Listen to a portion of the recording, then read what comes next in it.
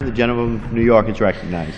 Mr. Speaker, I am pleased to recognize the gentlewoman from Florida, Ms. Wasserman Schultz, who is the author of this resolution, for 5 minutes. The gentlewoman from Florida is recognized for 5 minutes. Thank you, Mr. Speaker. Mr. Speaker, I rise today to offer House Concurrent Resolution 323, ensuring that Holocaust survivors live with dignity, comfort, and security. This important resolution recognizes the plight of Holocaust survivors, honors their unique needs, and pledges to help survivors attain the utmost comfort and well-being in their remaining years. And I want to thank my colleague for Virginia, Mr. Wolf, for co-sponsoring it with me. At the end of World War II, the Jewish population of Europe had been decimated through brutal, systematic annihilation by the Nazis.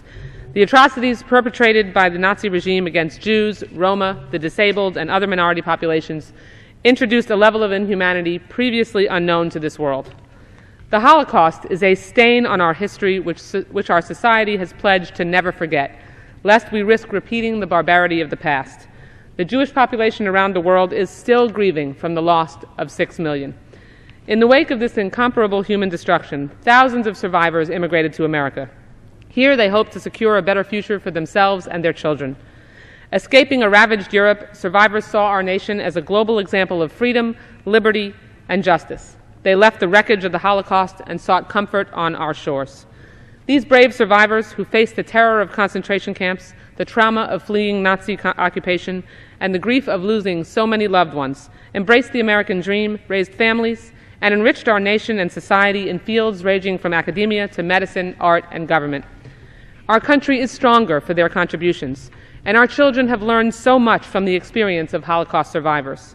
Now, more than 70 years later, there is more we can and must do to ensure that those who survived such atrocities live out their remaining years in peace.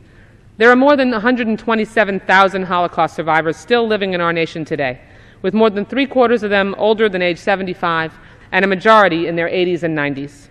Roughly 2/3 of all survivors in America live alone, and many lack the financial resources for the most basic necessities, including proper housing and health care. In fact, a majority of Holocaust survivors fall below 200% of the federal poverty line, equivalent to $21,660 per year, making this fragile community most at risk for being forced into a group living situation. It is a little-known tragedy that so many survivors of the death camps have aged in poverty and destitution in the United States. As a nation that so strongly upholds the values of freedom and justice, we have a moral obligation to acknowledge the plight of these survivors and uphold their dignity to ensure their well-being in their remaining years.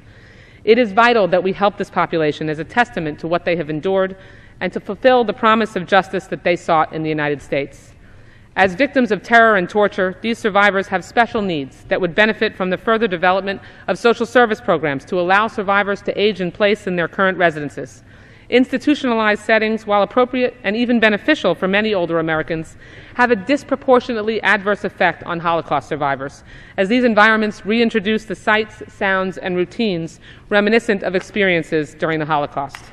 It is impossible for us to imagine the traumatic nightmares that survivors still experience.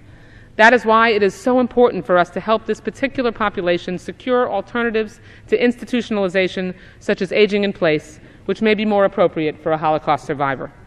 In introducing this legislation, we applaud those organizations that have already dedicated their tireless efforts to honoring and assisting Holocaust survivors in their communities across the country. These organizations strive every day to improve the difficult situations facing survivors in our communities. It is important that in coming years, Congress work with the administration and the Department of Health and Human Services to provide Holocaust survivors with needed social services through existing programs, such as at the Administration on Aging.